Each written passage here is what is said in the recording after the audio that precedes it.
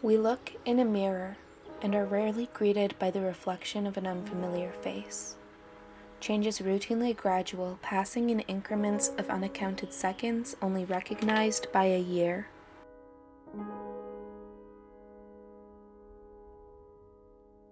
But time can accelerate and decelerate, exponentially changing into a curve until your timeline is no longer linear.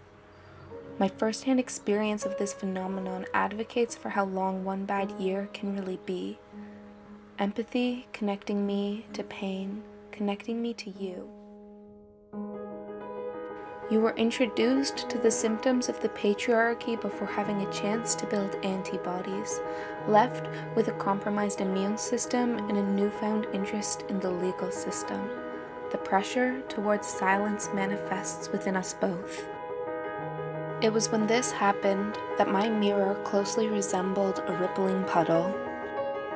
Drenched in my emotions, I could no longer tell if raindrops or teardrops were rippling my reflection, leaving me to question how the morals of a man could be so misconstrued.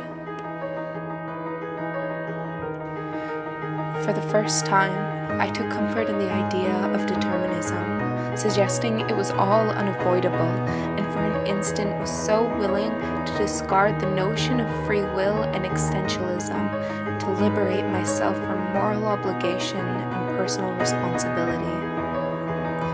Sacrificing my empathy to shelter my heart is parallel to ignorance being bliss.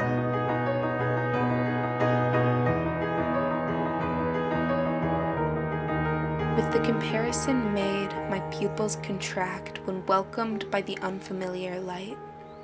Unwilling to be a bystander to your hurt, I found a temporary purpose in lending a hand, letting me grow like a plant reliant on photosynthesis. I needed the enlightenment as much as I needed the purpose.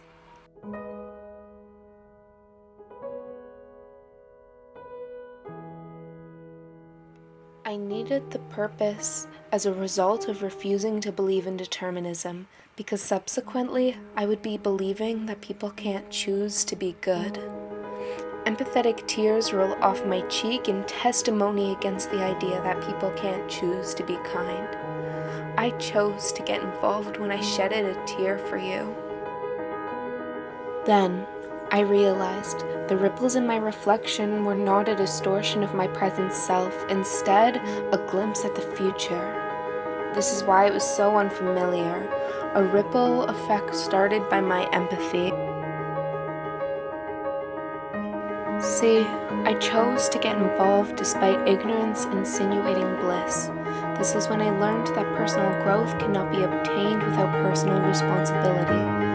Equivalently, insight cannot be gained without question, both connected by their dependence on an open mind and a choice. Believing you have a choice is a choice.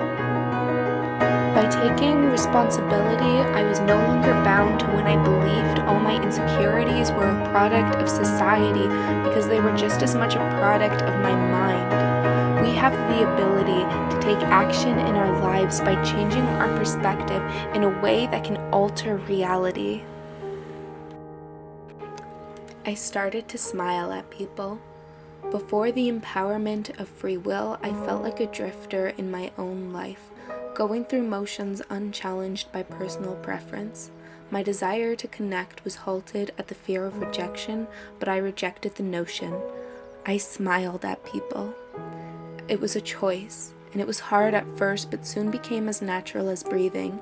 And after this, the only time I was blind was when my raised cheeks pushed my eyes into a squint so that my smile became a visual impairment.